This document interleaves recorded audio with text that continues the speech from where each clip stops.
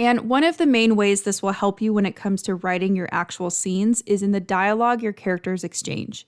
So many writers email me and they ask me how to write better dialogue.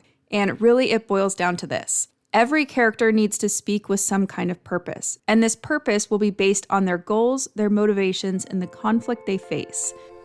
Welcome to the Fiction Writing Made Easy podcast. My name is Savannah Gilbo, and I'm here to help you write a story that works. I want to prove to you that writing a novel doesn't have to be overwhelming. So each week, I'll bring you a brand new episode with simple, actionable, and step-by-step strategies that you can implement in your writing right away. So whether you're brand new to writing or more of a seasoned author looking to improve your craft, this podcast is for you. So pick up a pen and let's get started. In today's episode, we're going to talk about writing unforgettable supporting characters.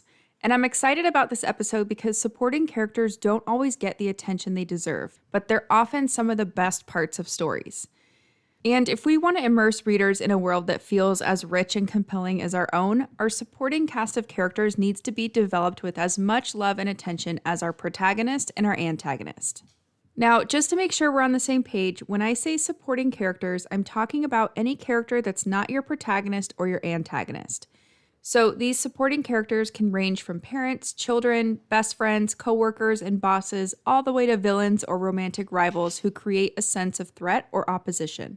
And in general, each supporting character in your story will either help your protagonist achieve their goal, or they will try to prevent your protagonist from achieving their goal. So essentially, each supporting character in your story provides an opportunity for conflict, aid, or both.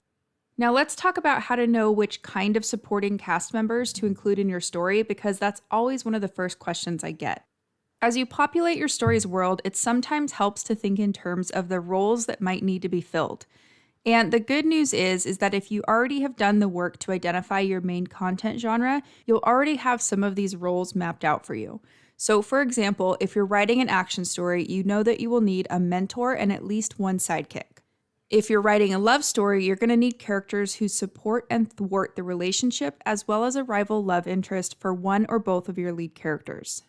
If you're writing a status story, you will need a mentor, a shapeshifter, and a foil character who represents one of the paths that your protagonist could take. So my recommendation is to always start there with the roles laid out by your content genre.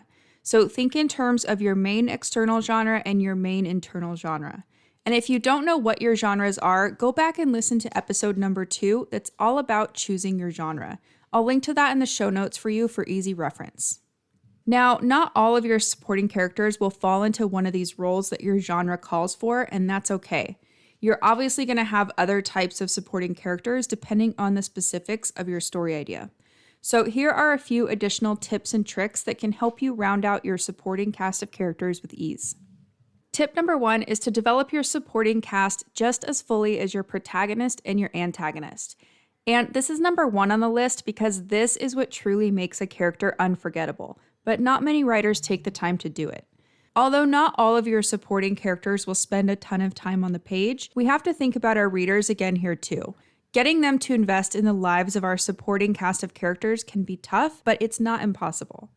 The main way we can get readers to invest in our supporting characters is to develop them in the same way that we've developed our protagonist and our antagonist, but to a lesser degree. So you can ask questions like, what does this character want and why do they want it? And what's at stake if they fail to get what they want? You also want to identify what stands in their way externally and what stands in their way internally. So what kind of character wound or flaw or false belief are they dealing with? And you don't need to do this for every supporting character in your story, but you probably know which ones will play a bigger role than others.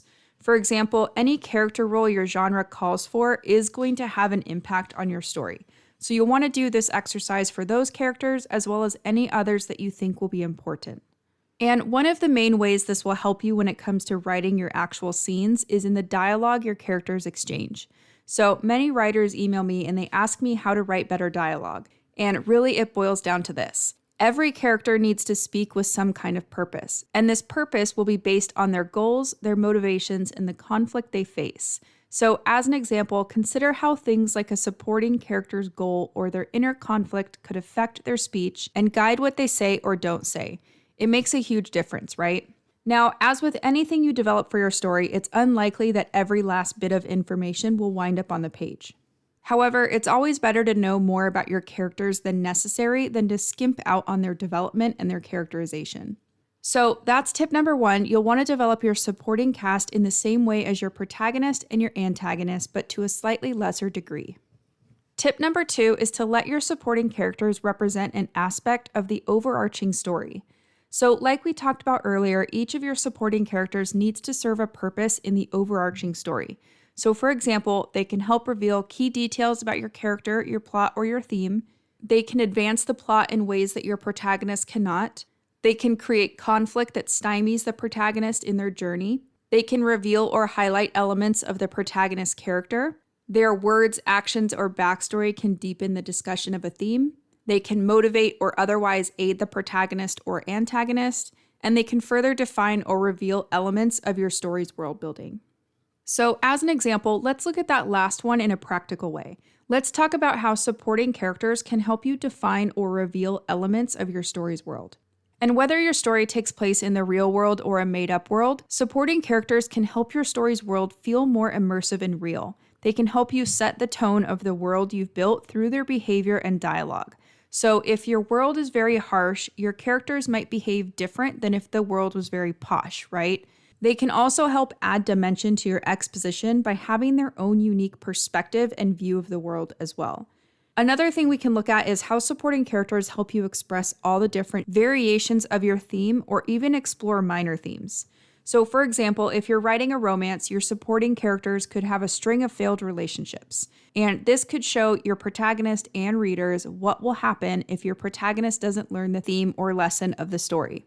You could have a supporting character who expresses the positive side of your theme too. So maybe they've been in a committed relationship for 40 years, and maybe this is something that your protagonist aspires to or thinks is just not possible for them. So this is something that can really help make your story feel cohesive as well. And that's tip number 2, let your supporting cast of characters, or at least the important ones, represent an aspect of your overarching story. Moving on to tip number 3. Tip number 3 is to give your supporting character a hook to help them stand out. Character hooks are things like personality traits, physical features, or associations that define a character and distinguish them from everyone else. So it's something that readers can hang their memory on, and really it just helps them remember who is who. I already did a whole episode on character hooks that's full of examples and goes deeper into the explanation of each type of hook. So if you want to learn more, go and check out episode number 10. I'll link to that episode in the show notes for you too. But for today's episode, we're just going to run through them really quickly, and I've come up with 10 different types of character hooks that you can play with.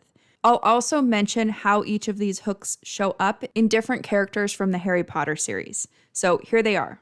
Number 1 is you can give your character an accent or a specific way of talking. Depending on where your character is from or what education level they have, they might have an accent, use very specific phrases, or even some type of regional slang. So our example for this is Hagrid because he has a very specific way of talking. You won't mistake him for any other character in the series.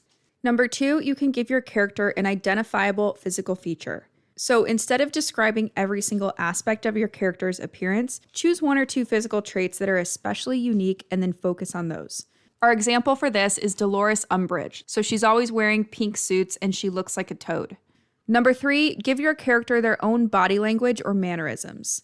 A character's physical appearance is more than just how they look. It's also about how they move and interact with the world. And just like in real life, a person's body language can speak volumes about what they think and feel. And our example for this one is Neville Longbottom. So he's a little bit insecure, doesn't have that much confidence, and his body language shows that. Number 4, you can give your character a human or animal counterpart. In other words, this could be a person or an animal who's always with your character, or someone that the reader couldn't imagine your character being without. So our example of this is Filch and Mrs. Norris. Mrs. Norris is always with Filch, and they're always trying to catch students who are up to no good. Number 5 is you can give your characters a unique personality. And this one's important because in real life, no 2 people are alike, right? So to make your cast of characters more relatable and lifelike, give each one their own unique personality. Our example of this one is Gilderoy Lockhart. So he's self-absorbed, he loves his fame, there's no mistaking him for anyone else, right? Number 6 is to give your character strengths and weaknesses. The best characters in fiction have a good mix of both strengths and weaknesses. This is what helps us make our characters feel human and relatable. So our example of this is Harry Potter. He has both strengths and weaknesses that as readers we can understand and empathize with. Number 7 is to give your character a specific role in the story. So roles can be anything from a job to a place in the family hierarchy to an archetypical role like that of a mentor or a sidekick. An example of this is Stan Shunpike because he's the conductor of the night bus. Number 8 is to give your character a group or family connection. So this is similar to giving your character a counterpart, but a little different because we're talking about making them a part of a larger group of people. An example of this in Harry Potter would be the Weasley family or the Death Eaters. Number 9, give your characters a dominant emotional state. Most characters and most people slip into a default emotional state when they're stressed or under pressure. So our example here is Hermione. When she's stressed or under pressure, she relies on books and studying to get her through. Number 10, give your characters a part to play in concealing a mystery. So in other words, use them as a type of red herring to mislead or misdirect readers. An example of this in Harry Potter is Peter Pettigrew. Everybody thinks he's dead, but really he's transfigured himself into a rat. So hopefully that helps with your supporting characters. And honestly, giving my characters a hook is one of my favorite parts of developing a story. I think it's so much fun, and this is where I could spend a lot of time if I'm not careful. So if you're anything like me, tell yourself that you don't have to have it all figured out right now. And please don't get stuck here, because remember, we always want to be making forward progress on our drafts. Now, let's do a quick recap before I let you go. Key point number 1 is that supporting characters are any characters who are not your protagonist or your antagonist. So they can be parents, children, best friends, co-workers, and bosses, or they can be villains and romantic rivals who create a sense of threat or opposition. Key point number 2 is that the purpose of these supporting characters is to make your story world feel real by adding layers of color and complexity to your story. They can also help you reveal key details, motivate your protagonist, or help define your story's setting. They might even provide conflict from time to time by standing in opposition to your protagonist in regards to a certain task or mission. Key point number 3 is that you can start populating your supporting cast of characters by looking to your content genres for the roles you need to fill. From there, you'll want to develop each one fully, giving them goals, motivations, and backstories of their own so that readers can fully invest in them as well. So that's it for today's show. As always, I want to thank you so much for tuning in and showing your support. If you want to check out any of the links I mentioned in this episode, you can find them over at savannahgilbo.com/podcast. And if you haven't done so already, make sure you subscribe to the show because there's going to be another brand new episode coming out next week. If you're an Apple user, I'd really appreciate it if you took a few seconds to leave a quick rating and review. Your ratings and reviews tell iTunes that this is a podcast that's worth listening to. And in turn, that helps this show get in front of more fiction writers just like you. So that's it for today's show. I'll be back next week with a brand new episode. Until then, happy writing.